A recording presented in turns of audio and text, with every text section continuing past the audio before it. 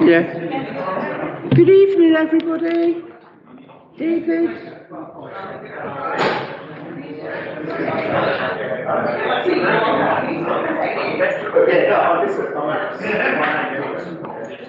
Right. Good evening, everybody. I can't get as far as the mic, by the way. This meeting this evening will be live streamed to the public. The live stream will cease prior to the meeting moving into private to hear any exempt information on the agenda. There might be a short delay. A recording of the meeting will be available on the Council's website within 24 hours of the meeting. Would members and officers please remember to switch microphones on when speaking and speak directly into the microphone. And switch off the microphone when you finish speaking. If you join the meeting via Teams link, please use the hands up icon on your screen to enable questions or comments or contributions. Please turn your camera and microphone on when speaking and off when finished. And the most important thing, and I'll have to do it as well because I know my phone's on, please place mobile phones on silent mode or switch off. I'll do mine in a minute.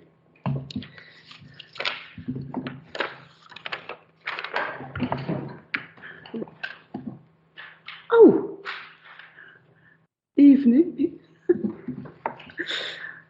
Welcome. I welcome you to the Open Year and Scrutiny Crime and Disorder Committee meeting. Sorry. This is an annual meeting of the Council's Scrutiny Crime and Disorder Committee. It's the responsibility for the review and scrutiny of decisions and actions taken by the Community Safety Partnership in connection with the discharge of its crime and disorder functions and in line with the provision of Section 19, 20 and 21 of the Police and Justice Act 2006. We encourage public participation and members of the public may be allowed to speak and participate only at my discretion as the chair of this committee. Please note that this is a meeting held in public, but it is not a public meeting. Tonight, just a quick reminder to officers. After each item is delivered, questions will be asked of the police or council officers by members of the committee. Officers or councillors may be asked questions by any member of the public present at my discretion. Now for introductions. I know Robin Porter can't be here, but Adam, can you introduce yourself, please? Thank you, and thanks again to the Scrutiny Crime and Disorder Committee and the Chair for this evening's opportunity and this year's opportunity to focus in on some of the vitally important work being driven by partners across the Community Safety Partnership. As you say, my name is Adam Divney. I'm the Service Director for Citizen Engagement and Legal Services for the Council, and I'm presenting on behalf of Robin Porter, Chief Executive and Chair of Luton's Community Safety Partnership. The three items on the agenda this evening represent key priorities for us as partners in response to local community concerns. Firstly, from Assistant Chief Constable Sian Basra of Montel Neufville, the Police Race Action Plan and related community-led work around challenge and support through increased scrutiny and accountability. This is a hugely important step forward and a good practical example for our work to link community safety and social justice and the equity agenda together. Bedfordshire Police are rightly recognised as leading nationally on this critical piece of culture change. It's important to note that this also represents a concerted effort to address long-term concerns around disproportionality of the criminal justice system, foregrounded in the Council's Black Lives Matter motion of 2021. The second item for discussion focuses on the matter of utmost importance for everyone in Luton, the criminal exploitation of young people. The work of the Youth Partnership, presented by Dave Collins, Head of Service, in leading the way on identifying the drivers, pressure, risks around this issue, and their contribution to developing effective preventive approaches, is enabling the Community Safety Partnership, to develop new approaches to community safeguarding and place-based working. The final report, the overview of community and neighbourhood policing, demonstrates the extent and range of police work in the town to address community safety partnership and community priorities. Alongside the general overview, important work that Chief Inspector Alex House report outlines on a range of operational priorities, the CSP is also particularly glad to note the public confidence in policing is an absolute central priority for his team. Their commitment to consistent and proactive work in this space and responding to and engaging with our communities alongside the council and partners continues to be hugely helpful and supportive as a key component of maintaining community cohesion in the town. Overall, in terms of impacts and performance, and we know that the stats are stats and perception of stats are different things. The trends show some key safety indicators in the town that continue to generally be a downward in terms of trend. Just to highlight some of those we've got listed here, in terms of 2021 versus 2022, antisocial behaviour being down 21%, residential burglary being down 11%, domestic abuse down 5%, hate crime down 4%, on-street sexual exploitation down 37%, personal robbery up 8%, violence against a person 3%. Now, the Community Safety Partnership will continue to work across all of the themes that are listed above to make Luton a safer community for all. Next year will be an important and challenging one for the partnership. We will be reviewing our strategy and publishing a new one for 2024 onwards in the context of our overall commitments for Luton 2040. To shape this, we'll be reaching out to community partners and the council from this May. Another important development is the combining of the Veru board and drugs board to have a county-wide, holistic, serious harm board that Robin Porter will chair. In June, we'll be holding a Fairness Task Force event on equity in the criminal justice system with our community and voluntary sector partners, aiming to identify new opportunities for co-production solutions and improvements. Other key drivers, considerations and focus areas for the CSP include the Hope Not Harm 10 years drug strategy, recommendations from the safeguarding review of the tragic murder of Hamza Hussain, the work being undertaken with the council and university around better understanding issues and solutions around town centre ASB and social behaviour, including street begging, the new focus on making Luton no place for hate, following up on community concerns around lived experience, prejudice, discrimination and commitments that are based on our social justice strategy, further aligning our really important work between the council and the police and our community engagement work, and the launch of the serious violence duty and local implications. But returning to the three items for the discussion this evening, these also cover what will be critical themes for the future of the partnership working and strategy, and we obviously look forward to feedback from the board this evening. Thank you, Chair. Thank you, Adam. Right, I'll go back to the introductions. Can the councillors introduce themselves, please? Councillor Anna Peterson. Councillor David Franks, Leader of the Opposition on Council. Councillor Steve Moore. Councillor David Wynne, Councillor for the Stopsley Ward.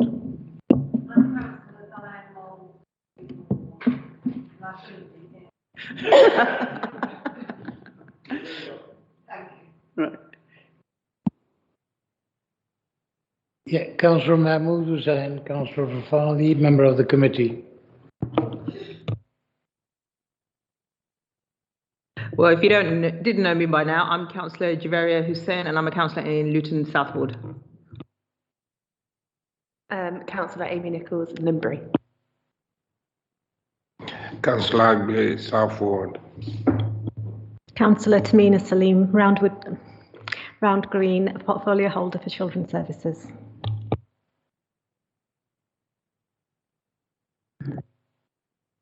Sorry. Councillor Mary Lavelle, Leagrave Ward, and portfolio holder for Neighbourhood Services and Community Safety. Thank you, Chair. Thank you. Can the officers and members of the Community Safety Partnership introduce themselves, please?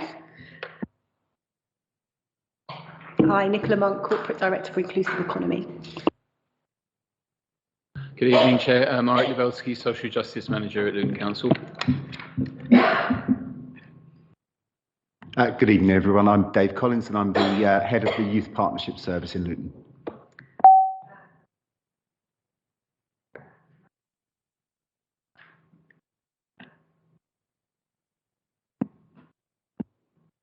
Mine is not switched on. I'm Teresa Gallagher, Interim Service Director, Children and Families, and directly responsible for Youth Partnership Service, Youth Justice Service, sorry. Yeah, Ian Dogano, Deputy Police and Crime Commissioner for Bedfordshire. Montel, you going to introduce yourself? My name is Montel, the Chair of the JPS Community Scrutiny Panel. Good evening, Chair. Sean Basra, Assistant Chief Constable, Bedfordshire Police. Good evening, Alex House, Chief Inspector for Luton Communities. Thank you all very much, but my apologies if I don't remember names, I'm terrible. Right, we'll start. Apologies for absence. Thank you, Chair. Apologies received from Councillor T. Malik, Vice Chair, and Robin Porter, as announced earlier. Thank you, Chair. And apologies from Peter Chapman. Substitute is Diane Moles. Thank you. No others? Yes. Minutes from the 10th of March 2022. Does everybody, can I sign them? Thank you. Disclosure of interest? Yes. So I have a personal interest. My sister works for Bedfordshire Police. Any urgent business? No urgent business, Chair. References from other committees? There are no references, Chair.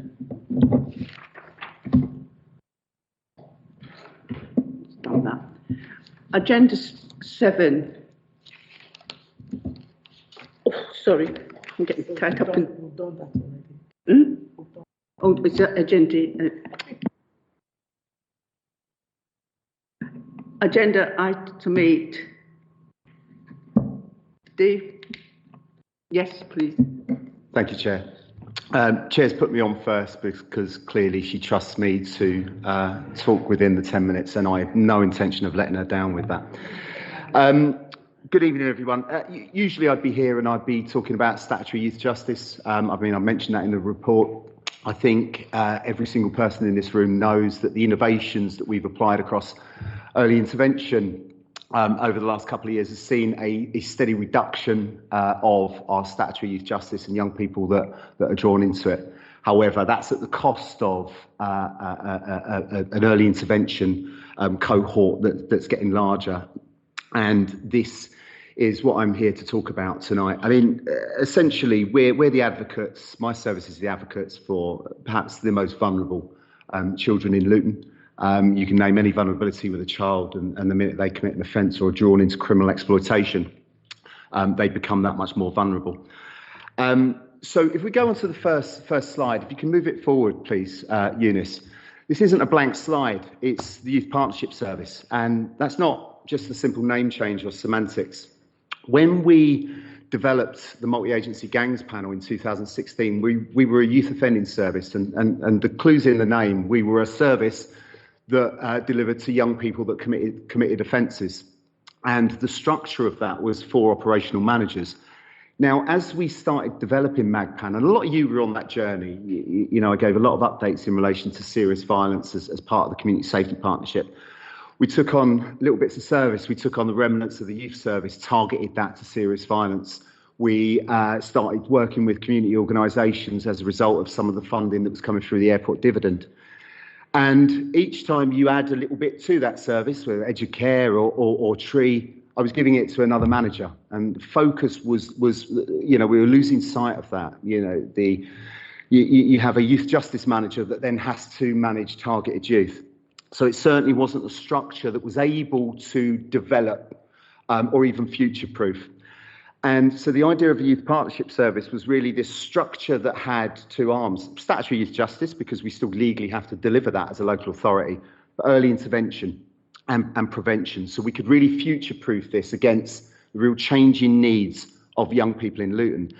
And the needs and the risks of young people have changed, as we know, dramatically since the start of lockdown, and there's some of the consequences that we still aren't even fully realising, even with the analysis that we do.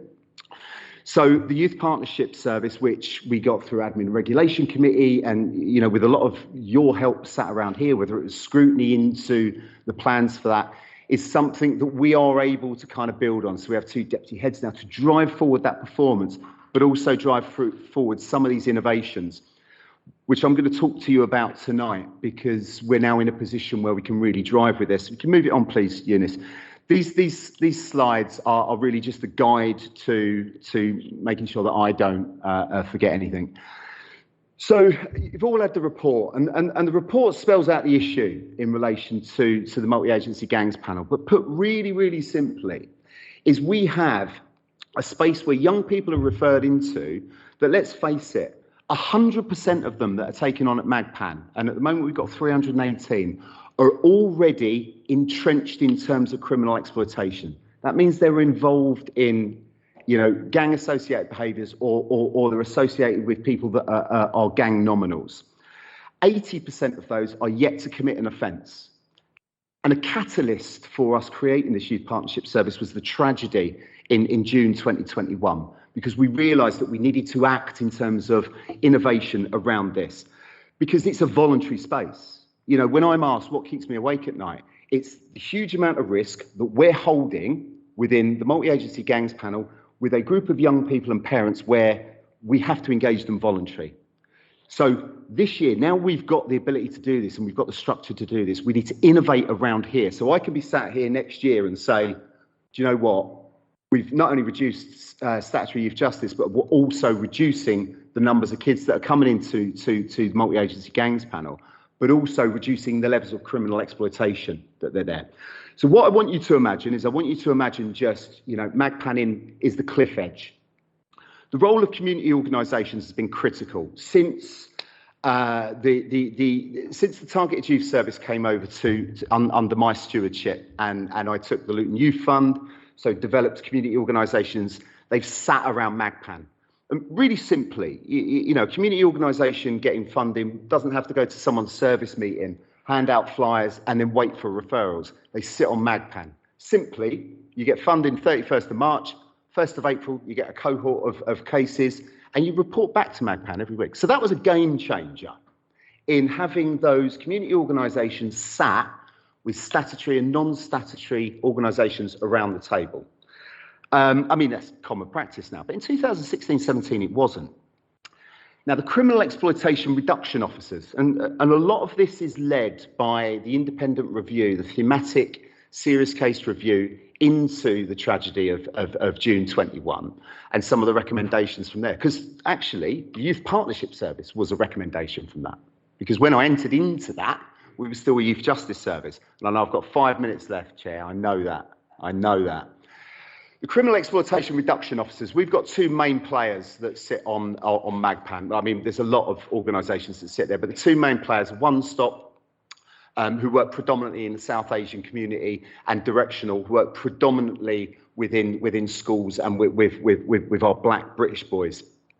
And on the 1st of April, we are funding a full-time worker from each of those to work 37 hours a week that will be seconded into my service, who will work with those kids that are, at the high risk in terms of MAGPAN, so in terms of the RAG rating. If having them sat around the table as a charitable organisation was a game changer, this has got the potential to be great, and I'm pinning a lot of hopes on this. What that allows me to do is then use core funding for those guys to deliver the early awareness stuff and the targeted early intervention within schools.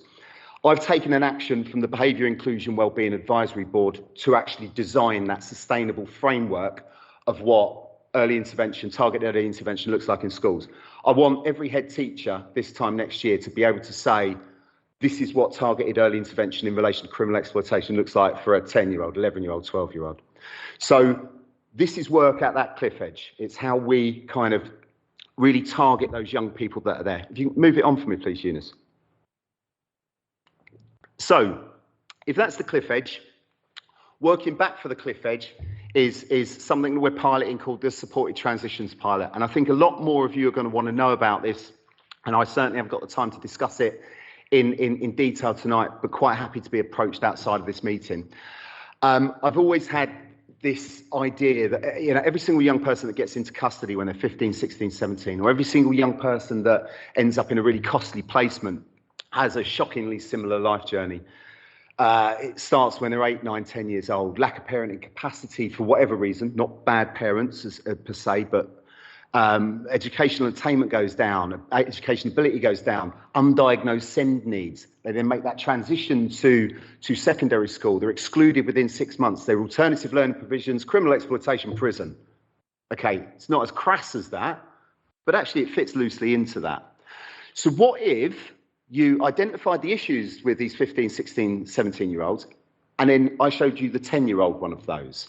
That's what we're doing with this. On the 4th of September, we start, I pay for access to education worker, I pay for an educational psychologist, I pay for family workers that are now part of my service. 4th of September, went around all the schools and said, right, based on this formula, but particularly responses to authority, these kids that you feel that are going to struggle in that transition from your last year up into the secondary schools. We could have taken 500 kids. Clearly, I needed to get this down to a workable cohort, which was 23 at the end.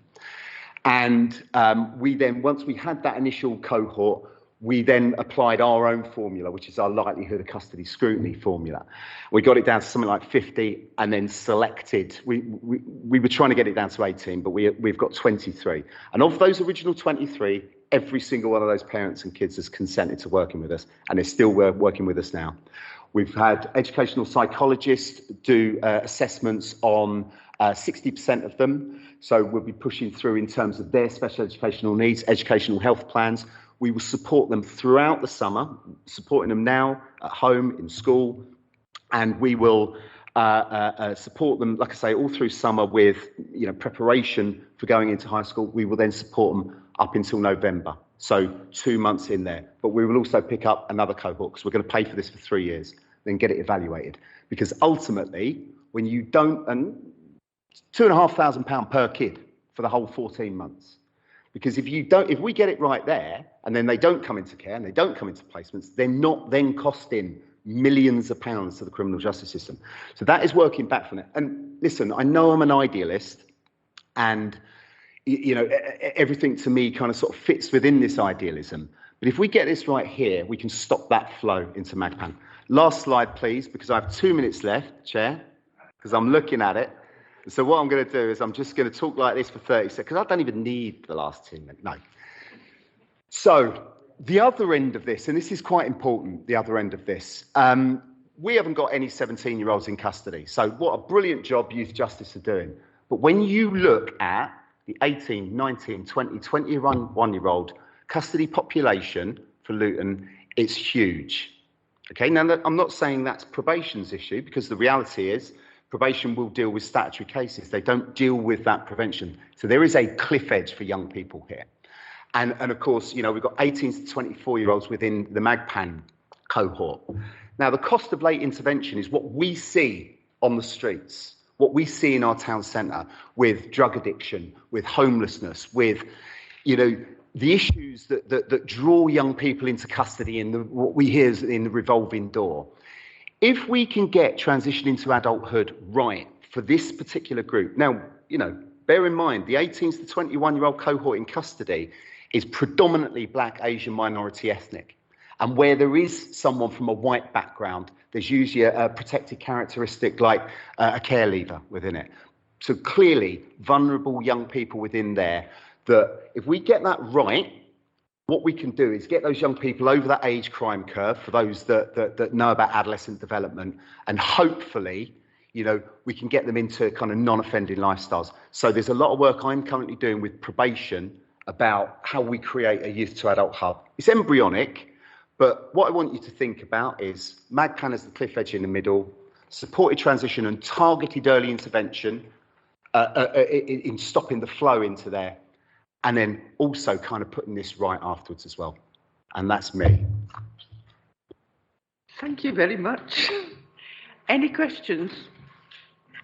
Yes, David. Yeah, thanks for that, Dave. As always, very interesting. I wonder if you could just tell us a little bit about what you are able to do and what you want to do for young people who have already been dragged into exploitive relationships or already couriers or whatever, how you can get them safely out of the relationship and persuade them that it's a jolly good idea not to get involved again. It's a good question, and it's real sitting there with that MAGPAN. You know, when building capacity within MAGPAN, you know, we've got a lot of community organisations that work on a lot of different levels. We've got outreach workers, I've got family workers, I've got, you know, targeted mentors. You know, we've even got resources where we are English speaking, language speaking for South Asian mothers who, you know, don't understand about exploitation. So there's still a lot of services around those kids on the cliff edge to help them exit.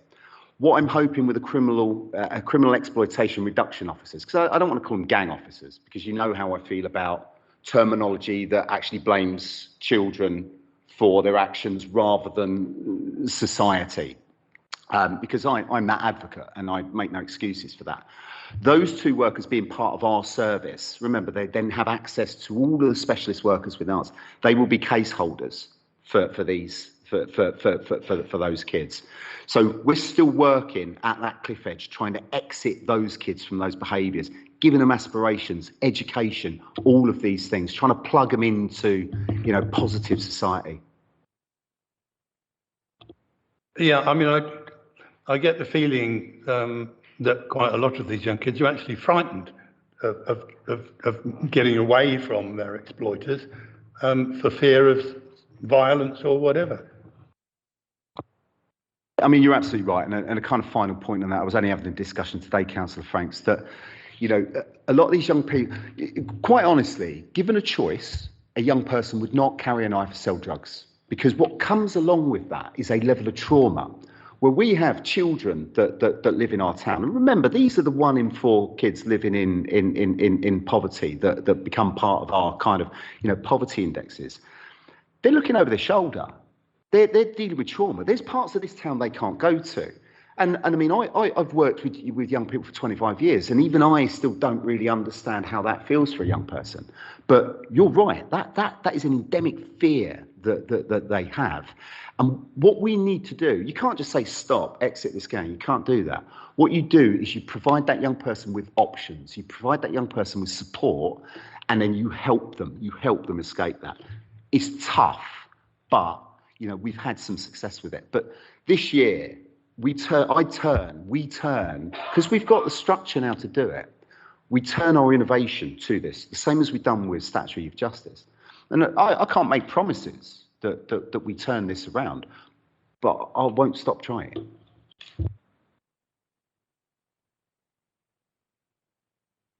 Yeah, thank you, Chair. I've got a number of questions, David. The first one is really, in terms of the known people, you said 318. My concern is really the unknown, those that we don't know a great deal about, and all of a sudden they appear with some sort of exploitation or part of the gang. Now, do we have any? How closely do we work with the schools, or, and you use the word advisedly, I hope, bad parents? I think every parent wants to make an effort, so I wouldn't, you know, say bad parents. There isn't anybody that doesn't love their children, but they may not be skilled enough to be able to do that. Now, can you give us some idea to reassure the parents that this is not a situation that's not under control?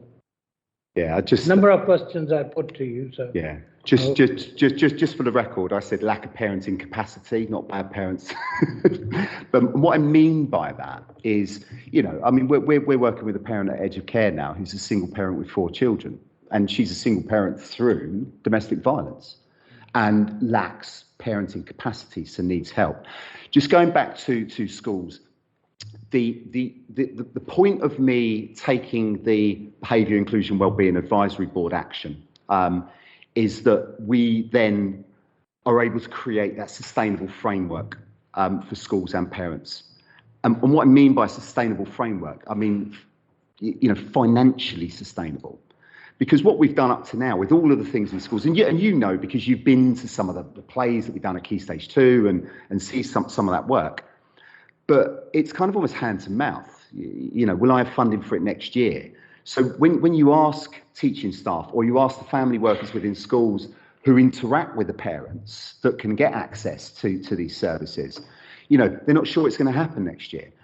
I want there to be almost a timetable, a framework where, I'm making sure that we can sustain this financially from the various places we take grants, whether it's from, Phil McCarthy and Vera over there, whether it's from PCC, whether it's from Home Office, whether it's from our own airport dividend. It needs to be sustainable so people are aware of it and can access it.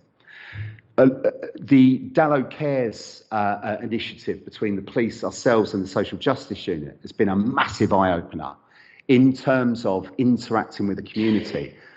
And one of the massive positive things about the parents and the community, because it's, unfortunately, predominantly women that comes to those community meetings. And I say unfortunately, because whilst their input is phenomenal and has been phenomenal, and we've found even more resources to fund as a result of that, it would be good to have every member of the community involved in that. But what we have found is, particularly since June 21, is the community now is talking about how we protect our children in our communities. And that's an important, that's not semantics, that's an important thing, because that's not a blame culture that we saw in early 2016-17. What are you doing, police? What are you doing, council? We're not getting that now. What we're getting is we're on this journey together. 2040 and creating a child-friendly town is really key to that, because it's everyone. It's not me because I've got youth in my tile, it's everyone else. And schools are involved in that as well, Councillor Hussain. Supported transition is working with the parents as well. And that's key, because it's not just about working with that young person, it's about building that capacity within the home. So as part of supported transition, I've got a community organisation that we commission who will be in that home 9 o'clock Saturday night, because that's when they're needed in terms of building that capacity. So it's a whole range of things, and I hope this is what we develop over the next year. Yeah. The second part of the question is that really, taken back into what you said earlier in terms of the parent, because if a child comes on with the expensive shoes or clothes, the obvious person that will notice that is the parent. And of course the schools as well, because they will see the child, come in with a very expensive trainers, and that the parents, most of the schools do know what the parents can and cannot afford. And the other one is the excluded children, where they are not, attending any institution. How closely are we working with all multi-agency, particularly the police and others, is to, when they're not at school and they're wandering around the town centre, and they're likely to be exploited. So how are we seeing the multi-agency approach that is being done successfully in Luton? Good lead in. What you were saying about early identification before is you're absolutely right. And, we've had this conversation before about these early indicators for young people. And I would go one step further with that, in that actually we've got some parents of kids that are referred into MAGPAN that are in denial around these things. So we need to get stronger about, how we're then getting consent to work with those in that voluntary space. Talking about exclusion is really, really key, because the whole point in our involvement with the Behaviour Inclusion Wellbeing Advisory Board, which of course has the inclusion kind of policy, this framework that I'm talking about developing is an attachment to that. So one of the drivers with this, same as the supported transitions, is reducing exclusions, because you're right, exclusion, alternative learning provision, criminal exploitation. And one of the other one that I would ask you, I got a phone call today from one of the parents to say the behavior of the social worker or the person approaching them was very aggressive, very rude. Most parents, there comes a point of life at time where they can't do very much and they're looking for help. So how are we mean the local authority, the police, other multi-agencies, are trying to encourage, not only encourage, but to work very closely where parents have lost complete control of the child or children. In this case, there was a 15 years old and 17 years old. And the father is very ill, yeah. The mother is out of the country, and he's finding it very difficult to control the two boys. Now, how do we actually, in practical terms, help those parents with a multi-agency approach? I mean, it's, you know, there's a very lengthy answer to this, but I can see the chair really just drilling her eyes into me. I don't think I've ever known a time where all of the agencies, particularly around the Community Safety Partnership, haven't worked so closely together.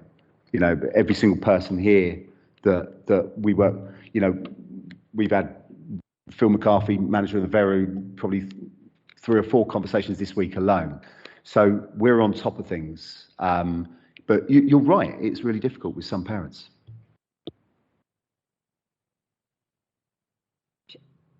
Thank you very much, Chair. Thank you, Officer, for your report. The framework interests me quite a bit, and I was just about to say that obviously how impressed I am with Dallow Care's initiative. Obviously, I unfortunately wasn't able to attend their first meeting, but from what I hear, what I've learned, they seem to be highlighting a number of issues. But from my point of view, I'd like to see similar work streams or, I don't know, multi-purpose organisations everywhere, all across the town, because as officers will appreciate, there are certain areas in Luton, in the borough of Luton, that are far more, where young people or children are far more at risk of being exploited. In areas of high deprivation, for example, Dallow, Biscot, Farley, except South. And, you know, that's where we obviously need to ensure that we do work, because obviously I appreciate resources are always an issue, and it's so much how much you can do. But obviously this is where, you know, it's important to be able to enable, especially residents and community organisations in those particular areas, to be able to work closely with you so that they can help you identify children and young people that are at risk of exploitation and you know, obviously, and then that obviously gives parents comfort as well. And my second point is that the other thing I would also like to see going forward is, you know, probably a closer working partnership with the ward councillors, because as Councillor Mahmood Hussain has just, you know, demonstrated, the first port of call for a troubled or a worried parent is the ward councillor. So that's why, I mean, and again, going back to my original point about there are certain areas in Luton or certain wards where, you know, there are issues of deprivation, poverty, which obviously lead into children getting exploited, where obviously, and the first port of call is the ward councillor when there's a worried parent involved. So about working closely with the ward councillors so we can better identify what the needs and priorities are of particular wards and how we can all work together, because ultimately we're trying to achieve the same thing. So that'll be good. Thank you. Yeah, just 2 really quick responses to that. Dallow Cares is a template for other areas. Dallow Cares in each area, it is essential working with the councillors as part of all those community meetings, as we did within Dallow. You know, we've learned a lot of lessons from that, and we'll take it to different areas. But you're absolutely right. Could I just quick question? Not a question, but to add to what Dave said about, you know, multi-agency working. Of course, Councillor Hussain, you would know that we have the Family Partnership Service, which is very much around preventative work and multi-agency working, and work with all the children and young people and the families to develop the supports that they need. So they run parenting classes, for example, yeah, working with various, you know, community partnerships, as I said, to develop the parenting skills and knowledge that those parents require in managing their children. So the Family Partnership Service is central and key to the delivery of multi-agency working. Yeah, thank you for your input. And if I can just have a supplementary, on the point of parenting, as you know, in certain households, families, the husband is the main breadwinner here. So it's the mother that actually looks after the child. So what kind of support are we making available, speaking to mothers or women or those parents that are actually looking after the children to ensure that they know what the trigger points are? For instance, a change in a child's behaviour, or when a child is bringing home expensive items and etc. What those trigger points are, what kind of support is available? Yeah, a lot. I mean, I'll talk from my space in terms of criminal exploitation. I mean, a lot of the core funding that we put into a lot of agencies is around parenting support. One of the organisations, One Stop, that works predominantly in the South Asian community, they've been great players with MAGPAN since day one. Really, they're providing one of the full-time workers, which then enables us to develop their family work going in. We've got a number of commissioned organisations. It's probably too lengthy to go in this meeting, but part of Dallow Cares, we met with some individuals from Eastside College in Bury Park.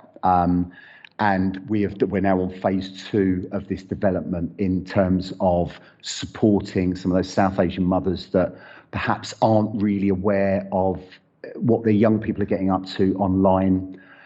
They started off as kind of English-speaking classes. Phase 2 of it is about family group conferencing, and maybe have a private conversation, a separate conversation about it, because he's brilliant, and I would talk about him for the next hour. So there is a lot in terms of parenting. Parenting is the secret. It really is. It really is the secret to safeguarding kids. Any other questions? Go on.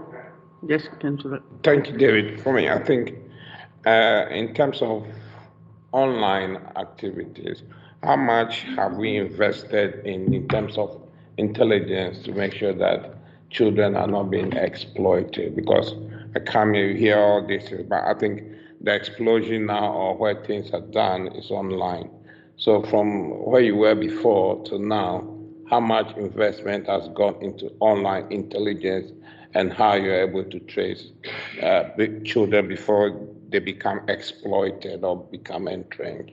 I could see that our 2 police colleagues down there with my eyes burning into the back of their head, and I would defer to them in terms of their cybercrime department.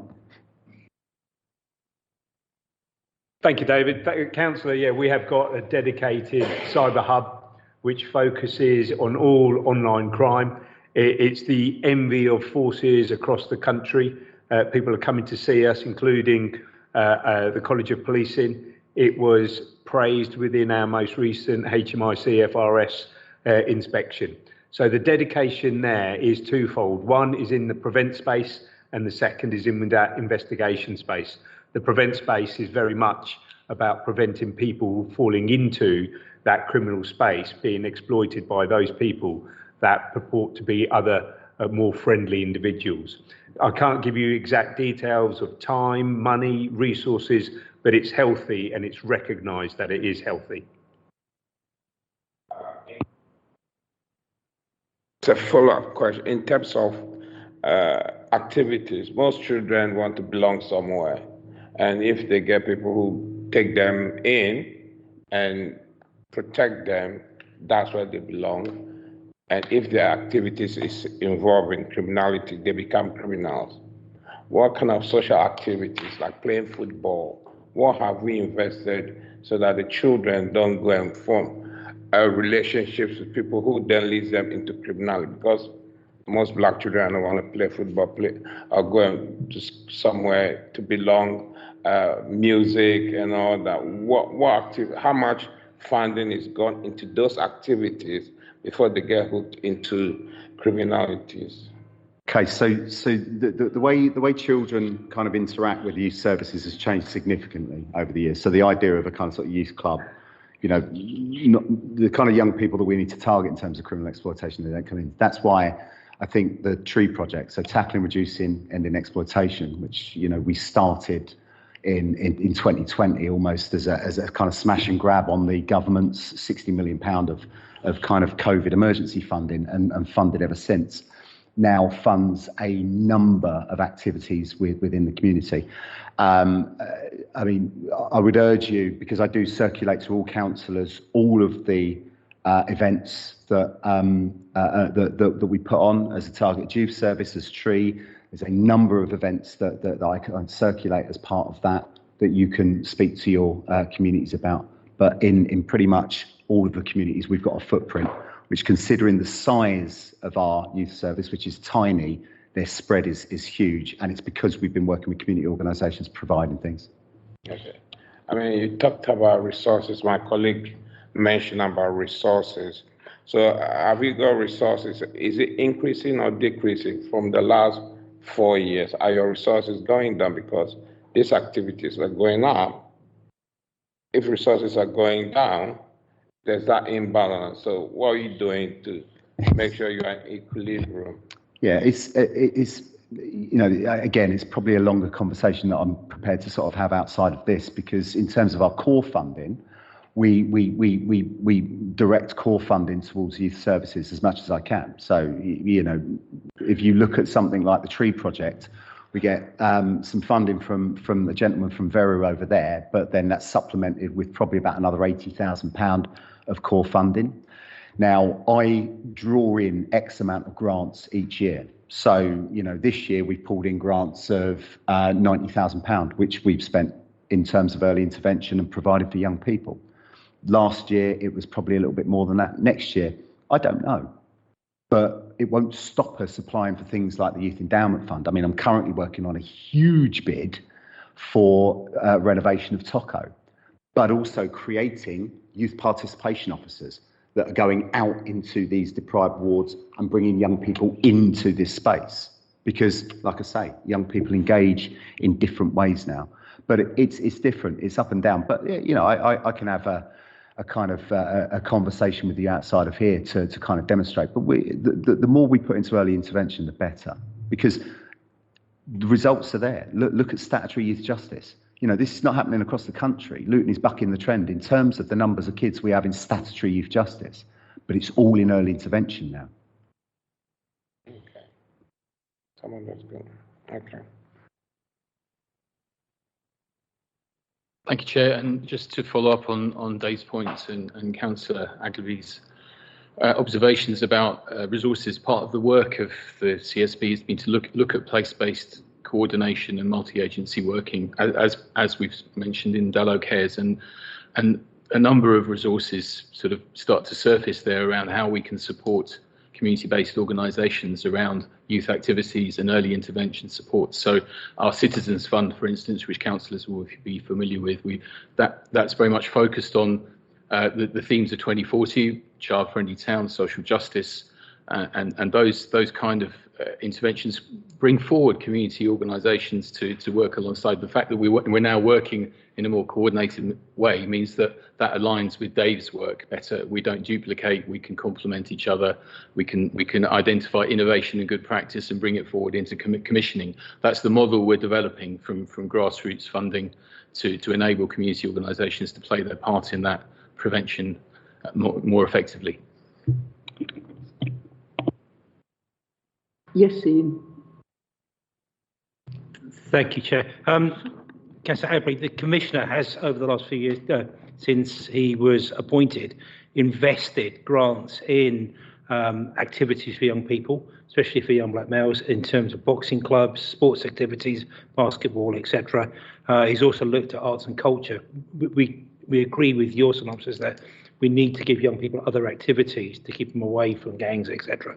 More than happy to furnish you with a list of where those grants have gone so that you're more engaged with them as well. All right. Yeah. I was just going to follow on from the points made, and I think it's important to make the reference here that these proceedings are two-way. And councillors are there to represent their people and their wards and to feed back. Dave mentioned it, the Veru. The Veru put out a very comprehensive newsletter every month, which highlights the excellent work they do.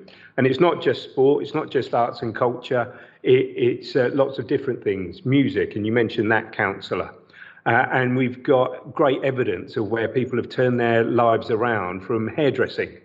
So the very newsletter is there and it's published in open space every month. And I encourage everybody to read it and pass that on and share it amongst your communities as a signpost opportunity for young people to spend their time. Thank you. Right. Thank you very much, Dave. As per usual, a very interesting presentation and questions afterwards. I did try and keep it to 10 I minutes. know Chair. you did. Thank you That very wasn't much my fault. indeed. Much appreciated.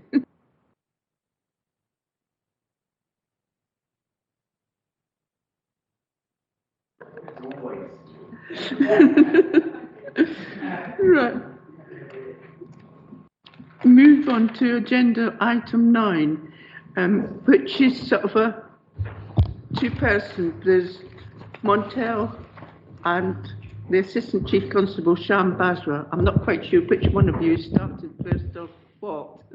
Chair, I'm going to go first, but Eunice, you don't have to put up any of my information because I'm just going to give a strategic overview of the police race action plan, where we are, what the next steps are, and then Montel will pick up some of the detail in relation to his presentation. If I start by saying I joined policing 30 years ago, and I say that with great pride in one sense, but if I ask you to think back 30 years and just take one item as an example, your mobile phone. If people even had mobile phones 30 years ago and you weren't still dealing with pages, they were often referred to as bricks because they were probably that big and had even bigger aerials on them. Now, you can almost run your whole life via your mobile phone. So in those 30 years, the world has changed phenomenally. We have progressed without hesitation. Yet in 1993, Stephen Lawrence was murdered, brutally murdered, in a racist attack.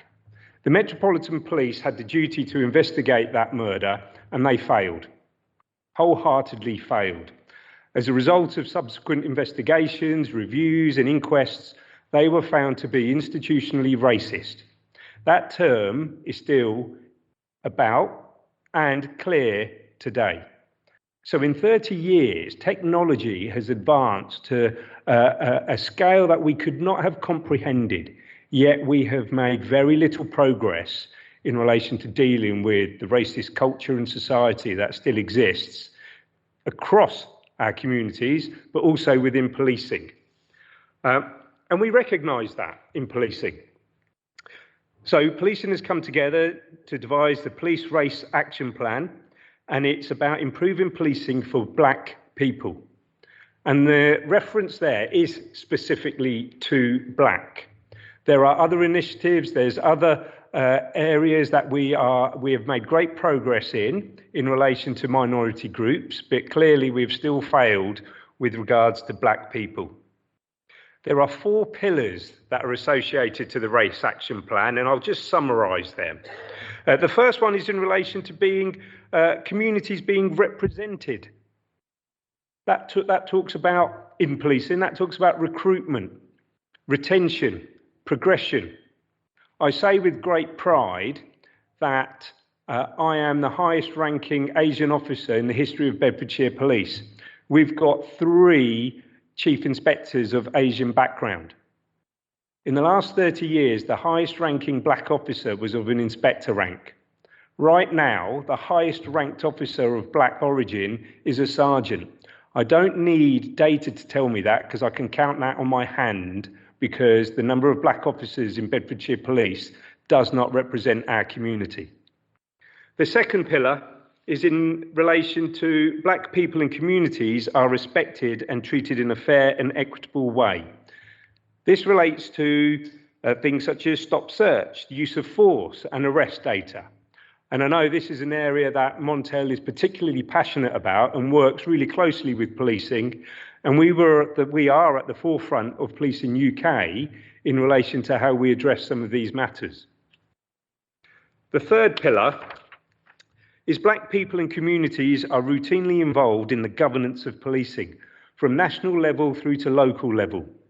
We have a great diverse group that make up our IAG, Independent Advisory Groups, and the Chief has a Chief's Council that supports him, and they are representative of our communities. And the fourth pillar is black people are not underprotected and are properly supported as victims of crime and as vulnerable groups. And again, there's lots of work going on here to improve understanding and the interaction between vulnerable groups and black communities and the police.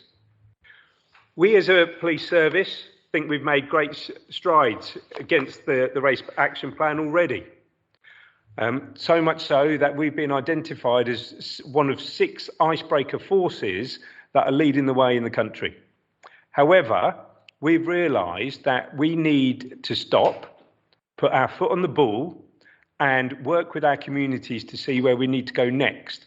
And on Monday next week, there is an event here in Luton, because we accept and agree and acknowledge that this is where our biggest challenge is as a force and a service, but where the greatest appetite is from our local communities.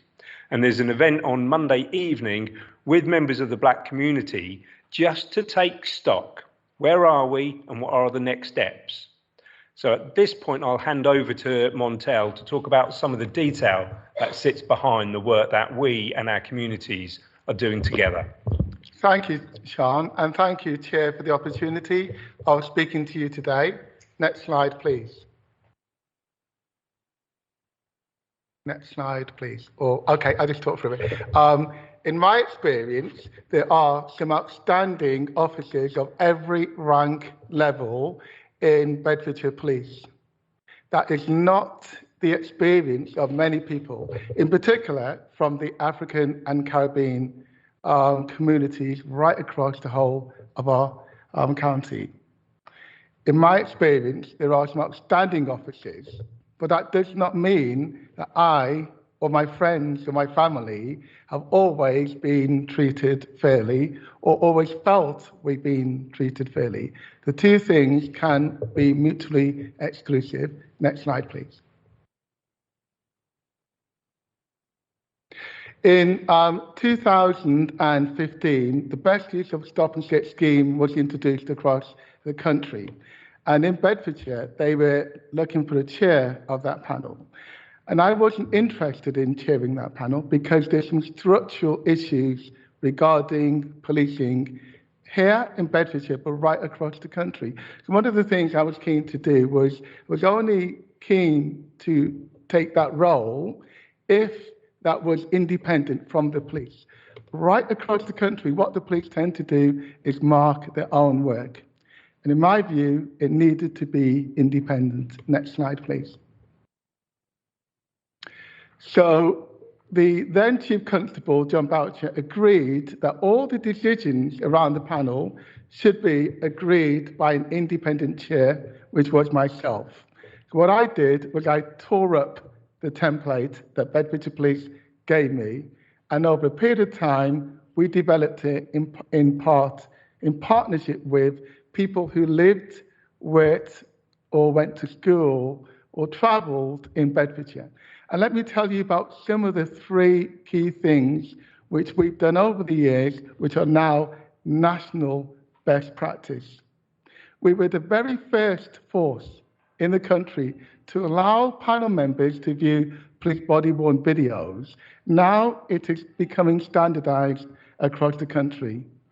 That didn't happen overnight or willingly. That took a battle of nearly 2 years to get that done. We were the first force across the country whereby officers didn't handpick panel members themselves. When they handpicked panel members from across the country, which is what they tended to do, they looked like neighbourhood watch, people who tended to be retired. What I did was I specifically went out to ensure our panel was Asian, black, white, mixed ethnicity, of every age. That took a battle. It didn't happen willingly by our police friends and colleagues. The third change that I introduced was how officers' performance was measured. That didn't happen overnight. That took a period of time. But one of the things that allowed that to happen was trust and confidence, in particular, between myself, my panel colleagues, and the leadership of Bedfordshire Police. I worked with Sean and his colleagues throughout this entire period, and they are willing to listen, willing to change. Across the country, they haven't been so willing to change. In 2021, I stepped down and I left the panel, which is now run by the PCC's office, our colleagues over here, which is now highlighted as UK best practice model. Next slide, please. I now chair what's called the JPS Community Scrutiny Panel, which looks at how police use force across the 3 county areas. And that matters because what I've now introduced is in Hertfordshire and Cambridgeshire, the same models that we brought and that was developed here in Luton. So what we're doing is we're changing how it looks in those 3 areas. And I'm going to tell you why lived experience is important and it matters. Can I just ask everybody who's got teenage children or you've had teenage children to raise your hand? So most of you have had teenage children. I'm going to give you a scenario. Imagine if one day your teenage child was riding a bike and then they came home crying and they went to you that they were attacked, a car pulled over and 2 men in jeans ran out over to them, grabbed them off their bike and they were traumatized. What would you think of doing? Many of you would think of telling the police, right? In this case, in this situation, which happened in Luton, it was the police, plainclothes police officers, who then handcuffed that young lad and carried out a search. When the young lad said, "What did I do to deserve that treatment?" the officer just walked away. That is what we call lived experience. That young lad is traumatized. Now, we now work with the mother, who's one of the members of our community scrutiny panel, was on the Bedfordshire panel, is now on our JPS panel, and that's not an isolated case. We have quite a number of people who I deliberately go out to identify people with lived experience. Not everybody who is stopped and searched is an offender. Next slide, please. Disproportionality. If you are black, you are 4 times more likely to be stopped and searched than if you are white. If you are a mixed ethnicity, you are 4 times more likely to be stopped and searched than if you are white. If you are Asian, living or grown up in Luton or Bedfordshire, you're between 2 and 3 times more likely to be stopped and searched. Next slide, please. Probably run on to the next couple because they're not coming up. Okay. So on the slide, they're explaining disproportionality, but what I'm going to do is run over to the next slide, please. Next slide, please. Next. Okay, so there are causes and drivers of disproportionality. And what we do in terms of the community scrutiny panels is we do 2 primary things. We ask officers and leaders for data and to provide an explanation. So as part of the race action plan, it states explain or reform. And one of the things that we do is we deep dive and we ask for explanations. Quite often, we don't always get direct explanations, so we have to deep dive ourselves in whatever way we choose to find out that information. And in addition to that, what we've also found is that if you are black, you are 4 times more likely to have force used against you. If you are Asian, you are between 2 and 3 times more likely to have force used against you. So you can see there's a pattern coming here. Next slide, please. Next slide, please. Okay, so I mentioned earlier on that I introduced a number of tools working alongside our police colleagues to help measure their performance, and that was in terms of stop and search. I've now devised a tool to help the scrutiny panel scrutinise how officers used force. And just for time, I'm not going to go through all this in detail, but this is the tool that the panel now use. And we're practicing this across the 3 counties. First time such a tool has been used anywhere by an independent community scrutiny panel. Next slide, please. Next slide, please.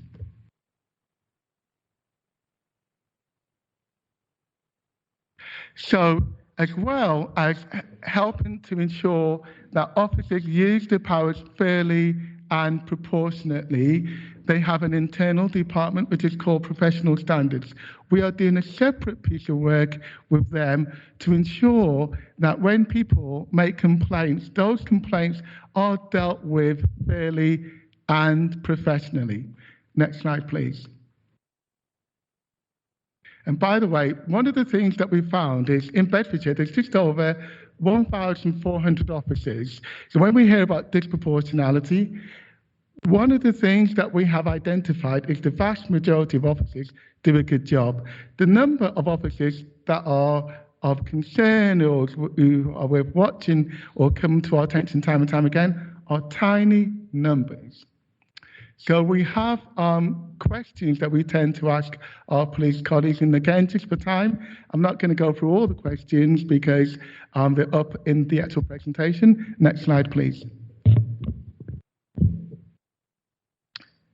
So there are solutions, and the first solution is we must recognise that the whole community have to work together, no matter who we are, where we come from, or what our views are, work with our police friends and colleagues to build trust and confidence, to recognise that we've all got a role to play, and not all officers are bad.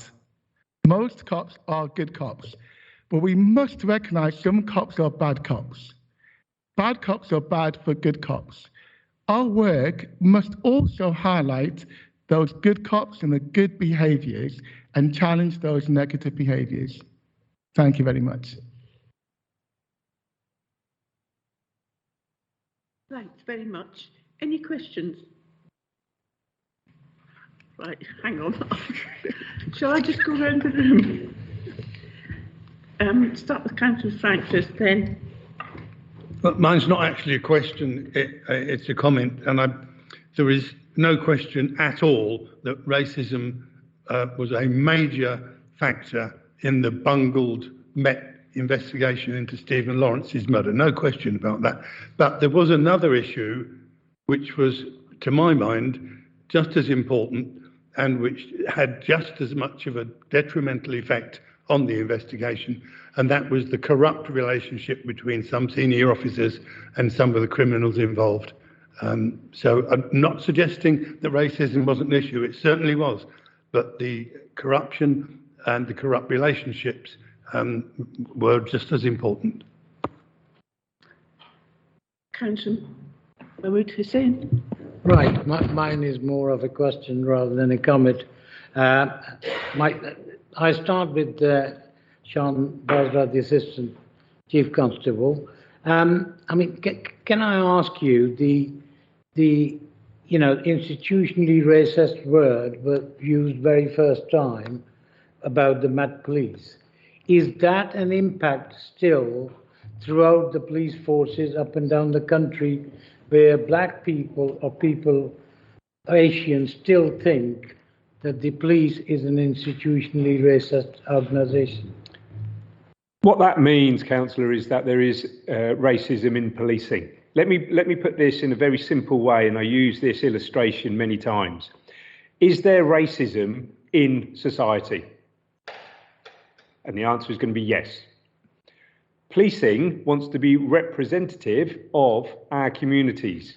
So if there are racists in our communities, by default, some of those will come into policing. It is our job to find them and weed them out. So yes, in terms of the answer to your question, there is racism in policing, no different to everywhere in our society. I ask you, in terms of the trust by the community, and the community, I mean, not only in terms of Bedfordshire, particularly in Luton, where there is a majority of the population is Asian and black, of young people, yeah? In fact, probably as big as Leicester or Slough, yeah? So in that sense, do you believe, and from your own experience as a person with a long service, that the young people don't have the confidence and the trust of the policing to join the police, to feel that they will be treated as equal to their white colleagues? What I'd say there, Councillor, is that you can't make a statement to cover all young people. There are going to be different groups. And we ourselves as policing can't address this issue on our own, and we don't try to. We've heard from Dave. We've worked with Dave and Dave's team for many years. We've worked with the Office of Police and Crime Commissioner and some of the service that they commission. So it's fair to say there is a difference of opinion amongst all our communities and in Luton itself in relation to trust and confidence in policing, but that's not just amongst the young people, that's probably amongst the whole of the community. There are some people who are very supportive and have great confidence in police, and there are others that haven't.